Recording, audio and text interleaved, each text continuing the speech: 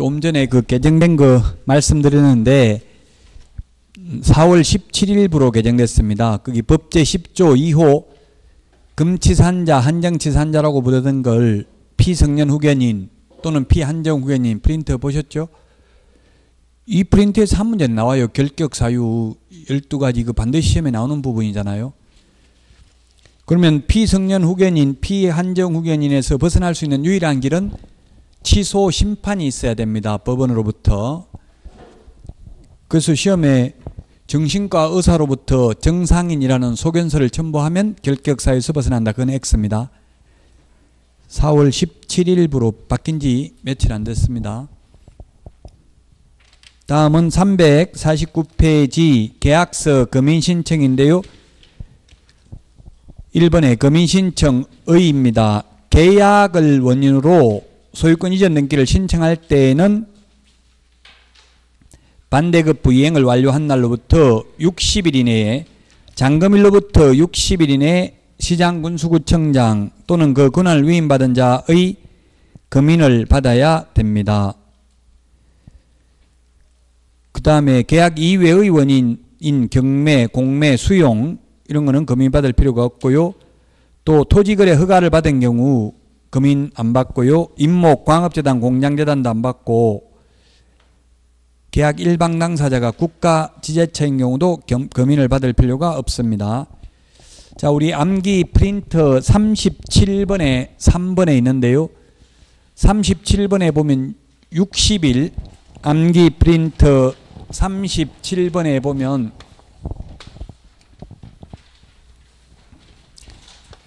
(37번에) 60일이 있는데요. 60일 부동산 거래 신고.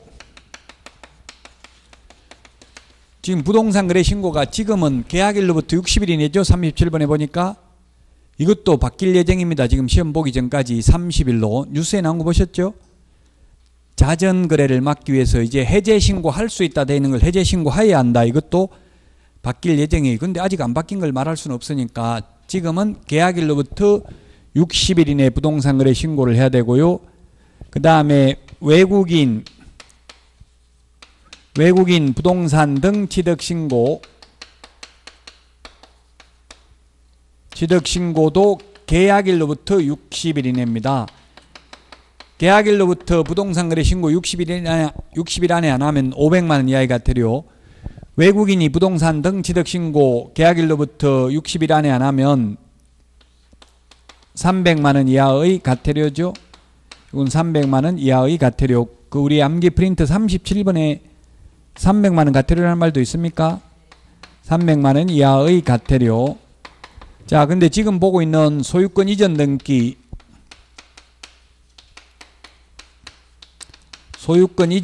는 계약일로부터가 아니라 잔금일로부터 반대급부 이행을 완료한 날로부터 편무계약은 계약 효력 발생일로부터 60일 이내에 해야 됩니다. 안 하면 이건 취득세 표준세율 빼기 1000분의 20 곱하기 5배 이하의 과태료에 처합니다. 자, 그래서 계약일로부터인지 잔금일로부터인지를 주의해야 되고, 그러면 계약일로부터인데 계약을 원인으로 소유권 이전하는 게 매매, 교환, 승여계약이 있고요. 그 다음에 금인은 판결서 등도 금인을 받아야 됩니다. 화해조서, 청구인락조서도. 그런데 매매계약의 경우에는 부동산거래 신고하고 신고 필증을 받으면 금인 받은 것으로 본다라고 되어 있기 때문에 금인 안 받습니다. 그 다음에 판결서나 승여계약은 금인을 받지만 중개와 친하지 않습니다. 중개와 친하면서 금인받는 것은 교환계약 하나밖에 없습니다. 그래서 여러분들이 현업에 나가더라도 금인을 받을 일은 없을 겁니다. 왜냐하면 현실적으로 교환계약은 거의 안 하거든요. 그래서 별로 안 중요하다는 이야기입니다. 이 파트가. 그럼에도 불구하고 출제위원들이 트렌드를 잘못 읽어서 최근까지도 출제는 되고 있습니다. 실무에서 일어나지 않는 일은 시험에도 출제하면 안 되는 게 원칙이거든요.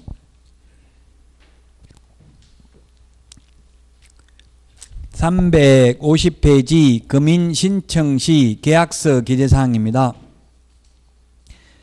그 박스에 보면 왼쪽에 있는 게 우리 공인중개사법에 9번에 있고요. 그 프린트 암기 프린트 9번에 있고 오른쪽이 암기 프린트 10번에 있습니다. 암기 프린트 9번 공인중개사법상 계약서 필요적 기재사항 인물계약금 인권조교 같이 시작. 예, 거래당사자 인적사항 물건의 표시 암기 프린트 9번에 있죠. 우리 교과서에도 있고요. 그 다음에 계약일 그 밖의 약정 거래금액 계약금액 그 지급방법 등 지급일자에 관한 사항 물건의 인도일시 권리 이전 내용 조건 기한 확인설명서 교부일자 이게 거래계약서 공인중개사법상 필요적 기재사항이고 거기에 암기 프린트 10번에 보면 금융계약서 필요적 기재사항 당 모가지 개 대가리 중이 조한다.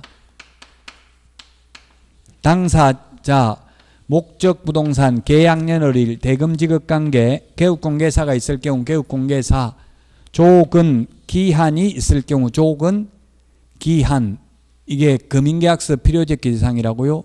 당 모가지 개 대가리 중이 조한다. 암기 프린트 10번에 있는데 암기를 하셔야만 되겠습니다. 자, 350페이지 금인 신청자는 계약 당사자 중 계약 일방 당사자나 또는 그 위임을 받은 자 계약서를 작성한 변호사, 법무사, 개업공인중개사가 금인을 신청할 수 있습니다. 의뢰인의 요청이 있어도 개업공개사는 거부할 수도 있습니다. 금인기관은 양가로 2번 시장군수구청장이나 또는 그 권한을 위임받은 읍면동장입니다. 읍면동장에게 권한을 위임한 경우에는 지체 없이 관할 등기소장에게 통지는 해야 됩니다.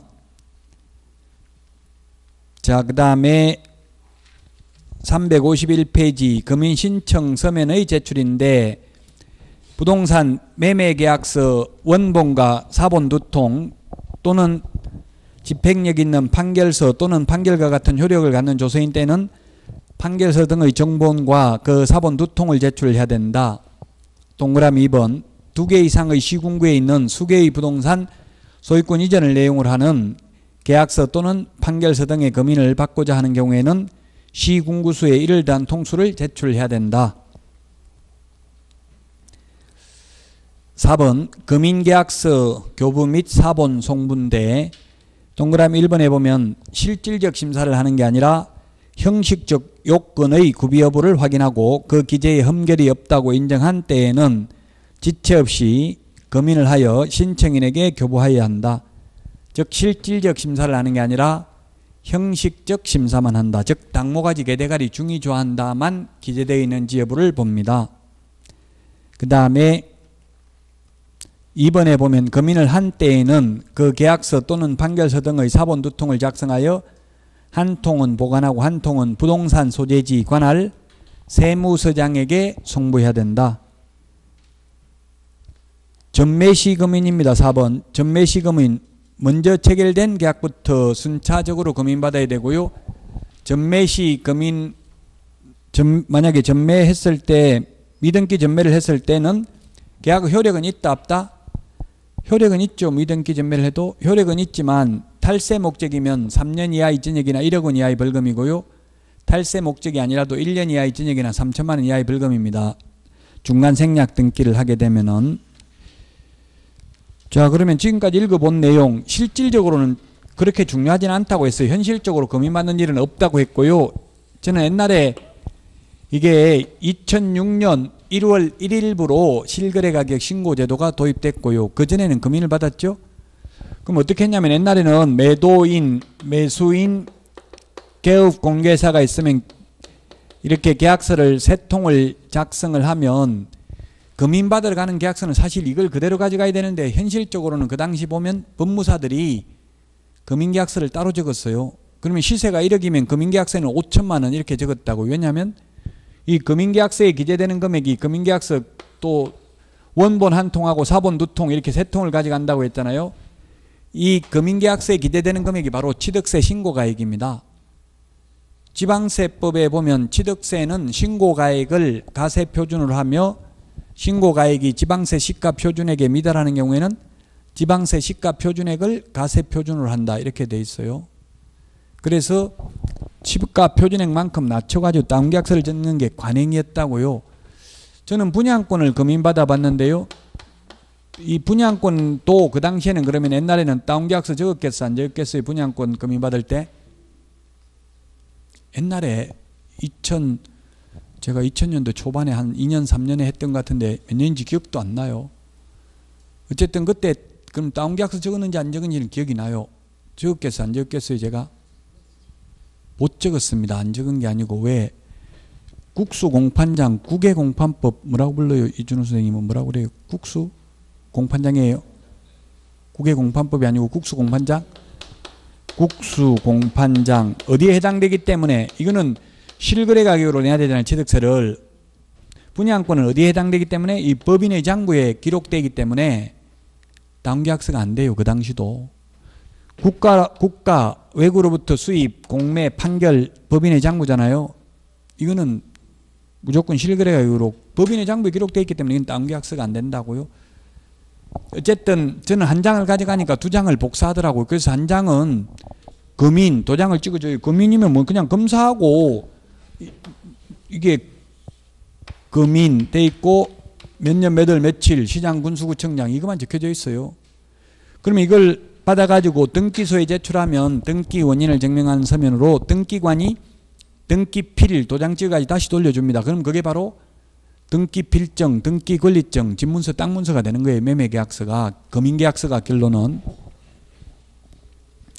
한 분은 시장군수구청장이 보관하고 한 분은 관할 세무서에 송부해서 과세자료로 활용하도록 합니다. 그런데 두 개 이상의 시군구에 걸쳐 있는 부동산인 경우에는 만약에 세종시에도 있고 유성구에도 있고 이게 두 군데에 있는 부동산을 하나의 계약서에다 적었을 경우에는 세종시에다가 금인 신청할 수 있고 유성구에 할 수도 있습니다. 이 경우에는 시군구수 플러스 한 통의 부분을 더 제출해야 돼요. 그럼 한 통 남는 이 두 통만 제출하면 되는데 시군구수 플러스 한 통을 더 제출하면 한 통 남는 거 이건 유성구 관할 세무서에 송부해서 과세자료로 활용하도록 합니다. 시험에 그렇게 자주 나오진 않아요. 왜냐하면 지금 없잖아요. 금인 받는 게 다 실거래 신고를 하기 때문에. 다음은 353 주택임대차 보호법입니다. 주택임대차 보호법은 주거용 건물에 대해서 적용이 됩니다. 그럼 주거용인지 주거용이 아닌지 이거는 사실상 용도죠. 우리 중개보수 계산할 때 주택 외에는 공부상 용도라고 했는데 이건 사실상 용도입니다. 세법도 사실상의 용도입니다. 그래서 주택의 일부가 주거 외의 목적으로 사용해도 적용이 됩니다. 그러면 판례가 시험에 나올 수 있는 판례가 다방 판례가 있습니다. 다방의 면적이 약 70% 정도 되고 주택이 방이 3개 딸린 주택이 있는데 다방 아가씨들 숙소로 사용하기 위한 주택이 있다. 그래도 이건 주택이 아니다. 주된 용도가 다방이기 때문에 다방 나오면 주택 아닙니다. 그 다음에 또 판례가 슈퍼마켓이나 인쇄소를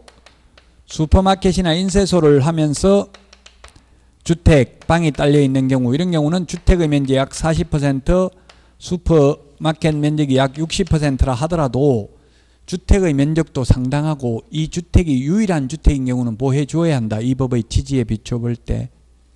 그래서 슈퍼마켓이나 인쇄소하고 주택 같이 쓰면 주택이고 다방하고 주택하고 같이 쓰면 주택 아니다. 딱 판사가 한 말이기 때문에 다방이라고 하지 뭐 바리스타, 커피숍 이런 말 안 하겠죠.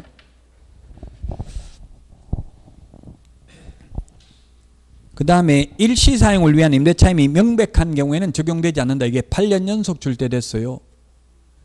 우리 모텔에 숙박계약을 체결하는 것도 임대차입니다. 차임을 지급하고 사용 수익하는 건 임대차죠.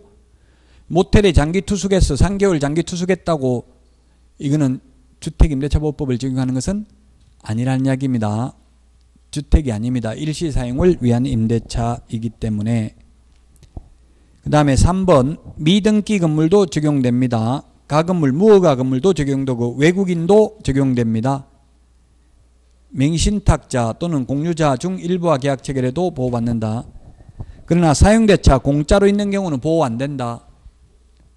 그래서 은행 같은 데 융자 받으려고 하는데 세입자가 살고 있으면서도 무상거주 확인서 이런 걸 써줬어요. 은행에서 실사 나왔을 때. 그럼 나중에 경매 넘어가면 무상거주 확인서 써줬으면 배당받을 수 있어요? 없어요? 없죠. 예, 무상거주, 무상이 사용대차잖아요. 공짜로 있는 게.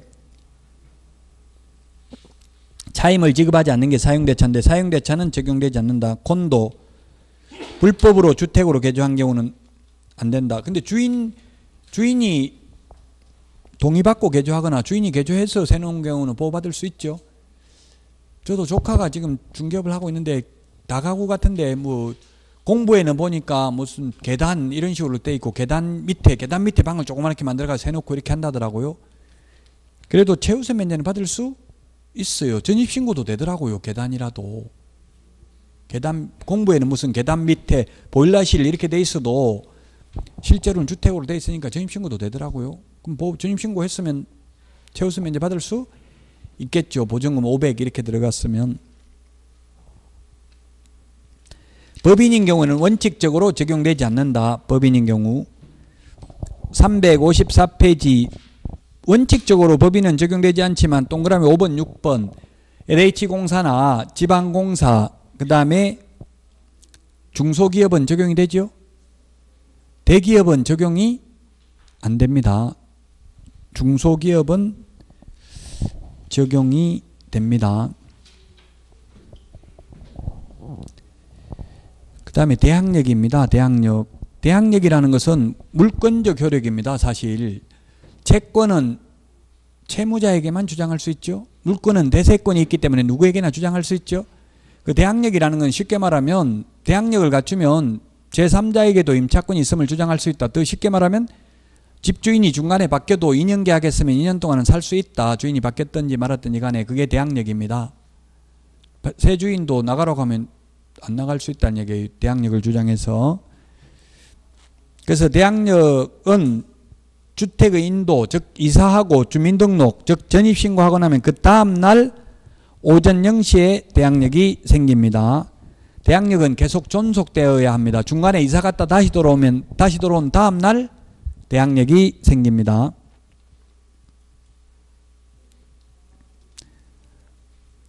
자, 그 다음에 꼭 주민등록은 본인뿐만 아니라 배우자나 자녀 등 가족의 주민등록도 대항력으로 인정된다.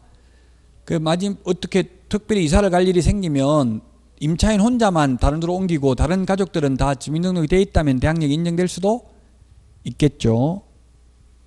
그 다음에 동그라미 3번 동호수가 틀리면 대항력 보호받을 수 없습니다. 원칙적으로. 그래서 주민등록 전입신고할 때 단독주택인 경우는 동호수 안 적어도 되죠. 공동주택은 반드시 동호수를 기재해야 된다. 단독주택이 건축법에 보면 단다, 다공, 아연, 다기.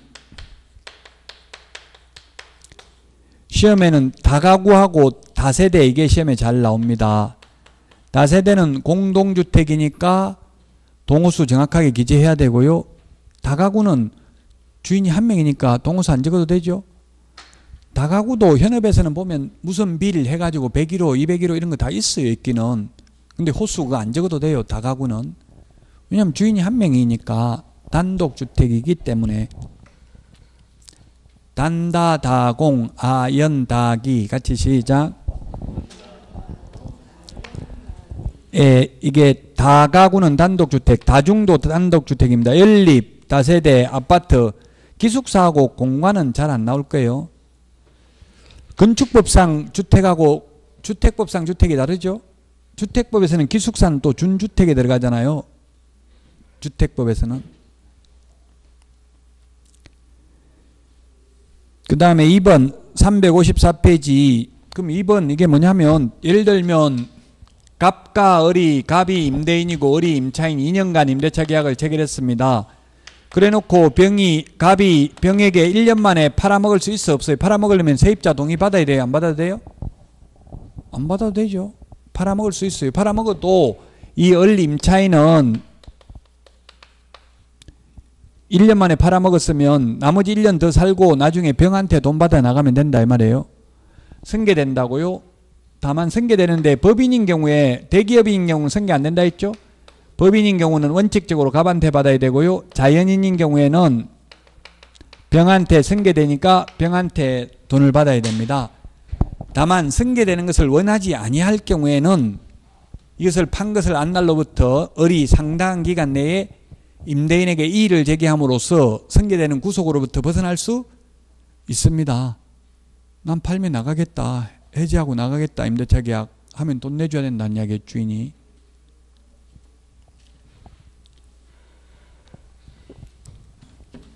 그 다음에 355페이지 임대차 존속기간입니다. 최단기 존속기간이 주택은 2년, 상가는 1년이죠. 농지는 3년이죠. 농지 임대차는. 최장기 존속기간은 없습니다. 법정갱신, 묵시적 갱신입니다. 주택 임대차에서는 임대인의 경우에는 임대차 기간 만료 전 6월에서 1월 사이 5개월 동안 갱신거절 통지를 안 하면 묵시적 갱신이 됩니다. 묵시적 갱신이 되면 또다시 주인은 세입자 2년 보장해 줘야 됩니다. 최단기 존속기간. 세입자는 임차인은 나가고 싶으면 묵시적 갱신이 돼도 해지 통고하면 3개월이 지나면 효력이 발생합니다. 임차인의 경우는 임대차 기간 만료 1개월 전까지 갱신거절 통지하면 됩니다. 즉 임차인의 경우는 아직까지 계약기간 1년 남아있는데 나간다고 해도 효력이 있다고요. 주인은 계약기간 1년 남아있는데 나가라고 하는 것은 효력이 없다는 이야기입니다. 임차인이 묵시적 갱신되었을 때 해지 통고하면 3개월이 지나면 효력이 발생하고 임대인은 또다시 최단기 존속기간을 보장해 주어야 한다. 민법에서는 묵시적 갱신이 됐을 경우 민법, 이거 우리 밑에 표 그게 355페이지가 민법하고 차이점인데, 민법의 묵시적 갱신은 임대차 기간이 종료되었음에도 불구하고 임차인이 계속해서 사용수익하고 있고 임대인이 상당한 기간 내에 이의를 제기하지 않는 경우 묵시적 갱신이 되는데, 민법에서 묵시적 갱신이 되었을 경우에는 임대인이 해지 통고하면 6개월이 지나면 효력이 발생하고 임차인이 해지 통고하면 1개월이 지나면 효력이 발생해요. 민법 임대차에 대해서는. 355페이지 동그라미 2번. 임차인이 2기의 차임에게 이르도록 차임을 연체한 경우에는 묵시적 갱신이 인정되지 않는다. 2기, 3기가 있는데 2기의 차임액, 만약에 한 달 월세가 100만 원이면 연체된 액수가 200만 원이 돼야 돼요. 2기의 차임액에 이르도록 차임을 연체한 경우에는 주택, 임대차, 묵시적 갱신 또는 법정갱신 똑같죠. 법정갱신, 묵시적 갱신 똑같습니다.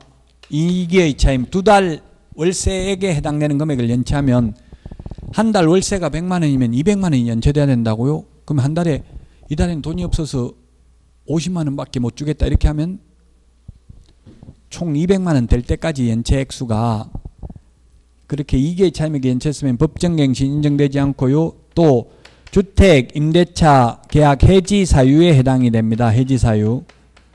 민법 임대차, 민법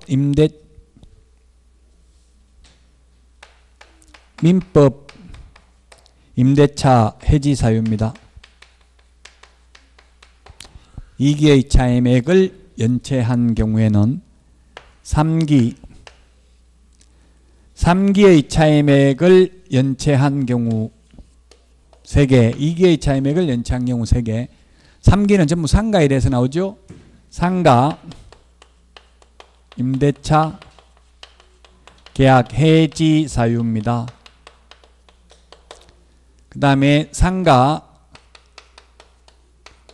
계약갱신 요구권, 계약갱신 요구권 인정되지 않습니다. 최초 임대차 기간을 포함한 전체 임대차 기간 5년을 초과하지 않는 범위 내에서 계약갱신 요구를 할 수 있다라는 거 인정되지 않습니다. 그 다음에 상가,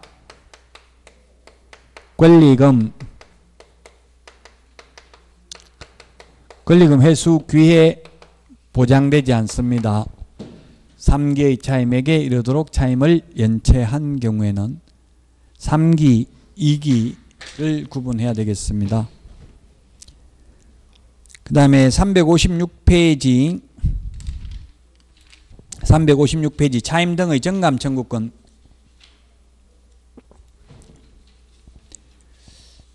차임 등의 정감 청구권과 월차임 전환율이 있는데 한번 올리고 나면 1년 안에 못 올린다고 되어 있죠. 월차임 전환율하고 차임 등의 정감 청구권, 이게 시험에 요거 중에서 반드시 민법이든 우리 공인중개사법이든 한 문제는 나오겠죠. 자, 그 다음에 차임 등의 정감 청구권입니다. 차임 등 정감 청구권. 주택이 있고 상가가 있는데 주택, 상가. 주택은 20분의 1, 상가는 100분의 9. 100분의 9가 아니고 100분의 5. 100분의 5나 20분의 1이나 약분하면 똑같죠? 5%로 따지면 똑같잖아요. 그냥 주택 임대차보호법 시행령에는 20분의 1이라고 돼 있고 상가에는 100분의 5라고 돼 있다고요. 100분의 5 이게 중요하잖아요. 올해 개정된 부분이잖아요. 이게 100분의 5. 옛날에 9%였죠? 100분의 5. 5%밖에 못 올린다고요. 상가. 물론 상가도 환산보증금 일정 금액을 초과하는 경우에는 시세만큼 올릴 수 있어요. 예를 들어서 서울에서 6억 1천만 원 초과되는 경우에는 많이 올려도 된다고, 시세만큼. 100분의 9에서 100분의 5밖에 못 올린다, 이거 바뀌었고요. 주택 20분의 1입니다. 다 5%인데 한번 올리고 나면 1년 안에는 못 올린다. 당사자 합의에 의해서 올리면 더 많이 올려도 상관이 없다. 정감 청구인데 감액은 상한선이 없다. 감액은 얼마든지 많이 감액 청구할 수도 있다. 시세가 다 내려갔다면. 정액만 상한선이 있다. 이는 또 계약기간 중에 올리는 것만 적용되지요. 주택인 경우 2년 계약 체결했는데 1억을 해가지고 2년 계약 체결했는데 1년밖에 안 지났는데 아직 계약기간도 안 끝났는데 5% 500만 올려달라 할 수 있다 없다? 있다고요. 이걸 잘 몰라요. 대부분 국민들이. 그래서 현실적으로 중간에 올려달라고 하는 경우 거의 없죠. 그리고 2년 지나면 2년 지나서 계약기간 끝나고 올리는 거는 이거 적용이 안 받아요. 그래서 얼마든지 많이 올려도 돼요. 그 보통 우리나라 지금 간행은 중간에 올리는 경우는 거의 없고 2년 끝나면 몇 천만 원, 막 5천만 원씩 올려달라고 이렇게 하는 경우가 많더라고요. 서울에서 보니까. 계속 1년에 몇 천만 원씩 올리니까 그걸 뭐 그만큼 벌어서 모으기가 쉽지 않잖아요. 계약기간 중에 올리는 것만 이게 적용돼요. 계약기간 끝나고 올리는 거는 더 많이 올려도 되고, 또 합의에 의해서 올리는 것도 이거보다 더 많이 올려도 상관없어요. 자, 그 다음에 월차임 전환율입니다. 월차임 전환율. 지금 주택하고 상가하고 같이 보고 있어요. 다음 주에 이제 상가 할 때는 주택에서 다 했다 이렇게 말할 수 있습니다. 월차임 전환율, 주택, 상가 항상 비교하는 게 중요하다. 주택인 경우에는 1할 또는 기준금리 얼마에 또는 기준금리 더하기 3.5% 중에서 낮은 금액을 초과할 수 없다. 상가인 경우는 1할 2푼 1할 2푼이나 12%나 같은 말이에요. 퍼센트로 따지면 12%, 1할 2푼 12% 또는 기준금리 곱하기 4.5배 중에서 낮은 비율을 초과할 수 없습니다. 지금 기준금리가 1.5%죠. 미국보다 지금 금리가 더 낮아졌죠. 지금 우리나라 기준금리가 1.5%. 시험에 기준금리는 암기할 필요 없어요. 기준금리는 석 달마다 한국은행에서 고시하기 때문에 다를 수 있어요. 시험에 낼 것 같으면 제가 볼 때는 계산하기 쉽게 1.5%라고 내줄 것 같아. 지금 현재 1.5%가 맞고요. 그러면 1할 하면 1할이면 10%고요. 그 다음에 이거 두 개 합하면 얼마예요? 5%. 둘 중에 낮은 걸 초과할 수 없다. 자, 그러면 예를 들면 주택인 경우 6천만 원을 월세로 돌리려면 6천만 원 전세로 받던 걸 월세로 돌리면 얼마 받을 수 있다는 얘기예요. 이 둘 중에 낮은 비율을 초과할 수 없으니까 10% 또는 5% 중에서 낮은 게 뭐예요? 5%잖아요. 5% 하면 얼마예요? 5% 하면 5, 6, 30. 1년에 300만 원. 나누기 12달 하면 한 달에 월세로 돌리면 25만 원을 초과해서 받을 수 없다고. 6천만 원을 월세로 돌리려면. 상가는 이거 계산하기 좀 어려워요. 시험에 아마 계산기 없이 계산하기 어려워서 안 낼 것 같아요. 상가 같으면 얼마예요? 그러면 기준금리 1.5 곱하기 4.5 하면 얼마예요? 이게 4. 얼마인지 계산기 가지고 한번 해보세요. 계산기 없으면 못하겠는데 이거 4.5 곱하기 1.5 하면 7.25인가요?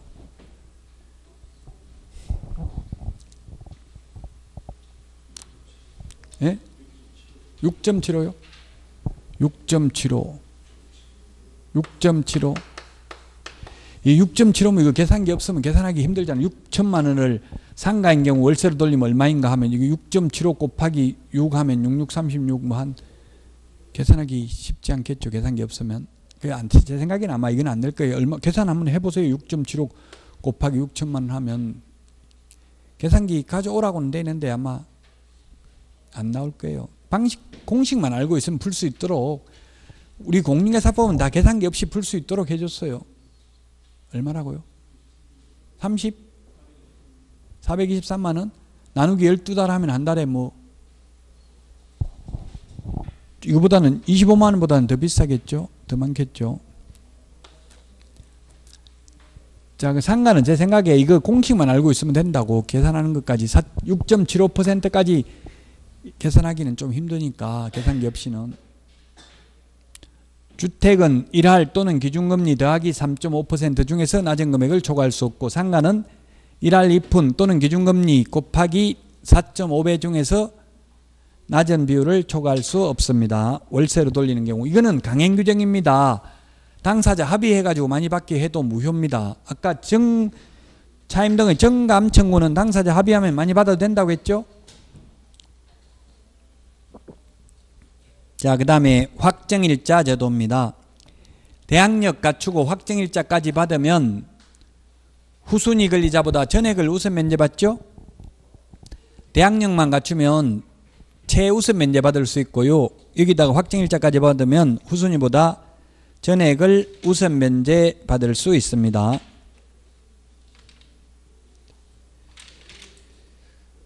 그 다음에 임차권 등기 명령제도가 있는데 357. 임차권 등기 명령제도는 주택이나 상가 다 있는 거죠. 계약기간 끝나도 주인이 돈을 돌려주지 않는 경우에만 임차권 등기 명령에 의해서 등기할 수 있습니다. 등기를 하게 되면 대항력과 우선 면제권을 취득하게 되고, 이미 취득하고 있던 사람은 임차권 등기 명령을 하면 그대로 존속되죠. 그래서 명령에 의한 등기든 보통 우리가 이제 합의에 의한 등기를 임차권 설정 등기라고 하고요. 임차권 등기는 두 가지로 분류한다고. 설정 등기, 명령에 의한 등기. 설정 등기는 그냥 합의해가지고 중간에라도 하면 되고, 명령에 의한 등기는 반드시 만기 끝나도 주인이 돈 돌려주지 않는 경우만 할 수 있다.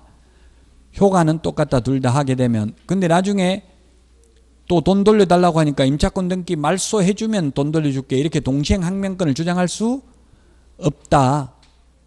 돈부터 먼저 돌려주고 말소해달라고 해야 된다. 선의행 관계에 있다. 그래서 계약기간 끝나도 돈 안 돌려주면 등기해놓고 가는 게 좋아요. 왜냐하면 그 비용도 임대인한테 청구할 수 있다. 등기 비용까지도. 자, 그 다음에 소액보전금입니다. 소액보전금. 소액보전금이 우리 책의 359페이지 박스 안에 있는데, 서울에서 1억 원 이하인 경우 3,400만 원까지 최우선 면제받습니다. 그 표 바로 위에 동그라미 3번, 하나의 주택에 임차인이 2명 이상이고 이들이 그 주택에서 가정공동생활을 하는 경우 이들을 1인의 임차인 후보와 이들을 각각 보증금을 합산한다. 그 말은 무슨 말이? 서울에서 만약에 서울에서 방이 2개가 있다. 방이 2개가 있는데 1억. 신혼부부가 부부가 따로따로 임대차 계약을 체결했다. 그러면 1억이면 얼마까지? 3,400 최우선 면제 받는데 부인이 3,400, 남편이 3,400 합해서 6,800 받는다. 아니면 둘이 합해서 3,400만 원밖에 못 받는다. 답은 한 푼도 못 받는다는 뜻입니다. 둘이 합산해서 2억으로 계약한 것이나 마찬가지라는 이야기예요. 가정공동생활을 하면 꼭 부부 아니라도 친구라도 마찬가지예요. 가정공동생활을 하는지 안 하는지 그 판단을 우리한테 묻지는 않아요. 시험에. 가정공동생활을 한다 안 한다 전제를 하겠죠. 가정공동생활을 한다는 말은 그냥 별도의 주방시설 이런 게 따로 안 돼 있다면 가정공동생활을 하는 거예요. 아파트 뭐 10몇 평 이런 건 가정공동생활을 한다고 봐야 되겠죠. 세대가 예를 들면 뭐 부엌을 따로 만들어 놓고 방 하나 딸린 부엌 있고 방 하나 있고 이런 거 따로따로 살 수 있는 그런 공간이 있다면 가정공동생활을 안 했다고 인정될 수도 있겠죠. 각각 최우선 면제 받을 수도 있기는 하겠죠. 자, 그러면 최우선 면제, 우선 면제 받는 거를 한번 보면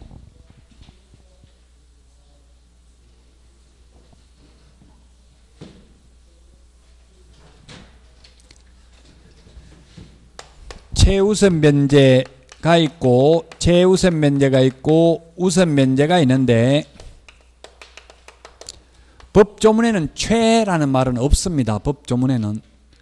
그래서 시험에는 소액임차인 우선 면제 최라는 말 없어도 소액임차인 우선 면제 법 8조에 의한 우선 면제 다른 담보물권자보다 우선 면제 하면 그게 다 최우선 면제를 의미하는 겁니다.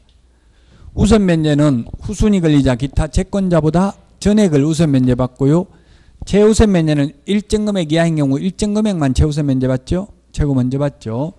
최우선 면제 받으려면 대항력만 갖추면 된다. 대항력은 주택의 인도, 이사하고 주민등록, 전입신고하면 그 다음날 오전 0시에 대항력이 생긴다. 우선 면제는 대항력 플러스 확정일자까지 받아야 된다. 확정일자 받으면 확정일자 받은 당일날 우선 면제 효력이 생긴다. 그래서 만약에 1일날 이사하고 2일날 전입신고했다면 3일날 오전 0시에 대항력이 생긴다. 그리고 1일날 이사하고 2일날 전입신고하고 3일날 확정일자 받고 건저당도 3일이라면 이 건저당권자와 확정일자부 임차권자가 누가 먼저 배당받아요? 동순위 안분배당입니다. 둘 다 3일입니다. 확정일자 받은 시각, 등기한 시각은 나타나지 않아요. 오전 9시에 한 사람이나 오후 4시에 한 사람이 똑같다고요. 순위가. 자, 그런데 이사를 3일날 하고 전입신고를 2일날 하고 확정일자를 1일날 받았다. 그러면 확정일자 받은 날은 1일이고 건저당은 3일이에요. 누가 먼저 배당받아요? 이거 1일하고 건저당 3일하고는 이 경우는 건저당이 먼저 받아요. 건저당은 3일인데 이거는 확정일자를 비록 1일날 받았다 하더라도 확정일자 받은 당일이라 했는데 전제 조건이 대항력이 갖춰져야 돼요. 대항력이 이 둘을 다 갖춘 다음 날 오전 0시예요.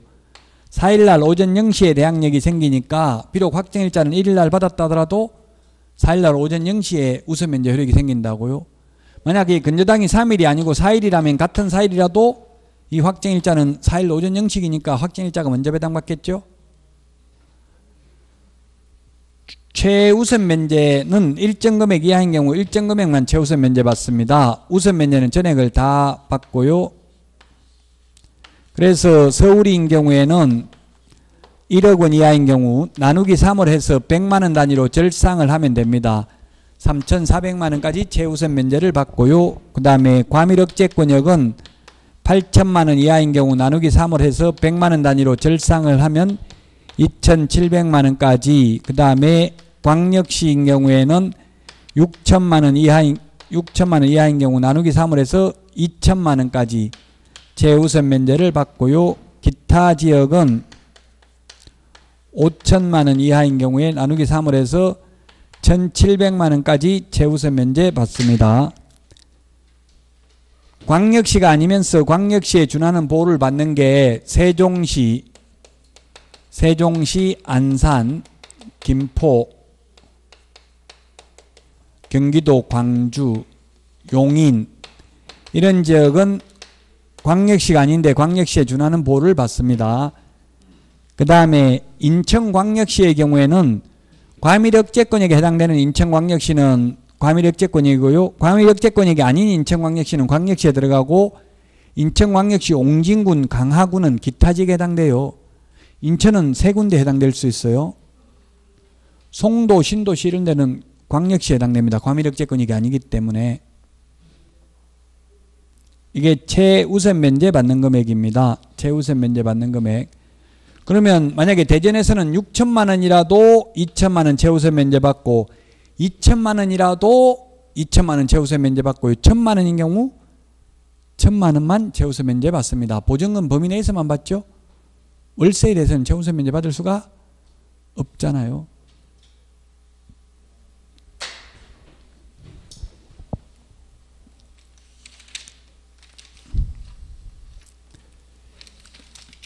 여기까지 하고 다음 시간에 주택임대차위원회부터 하고요. 쉬었다가 오늘 내드린 문제 풀도록 하겠습니다.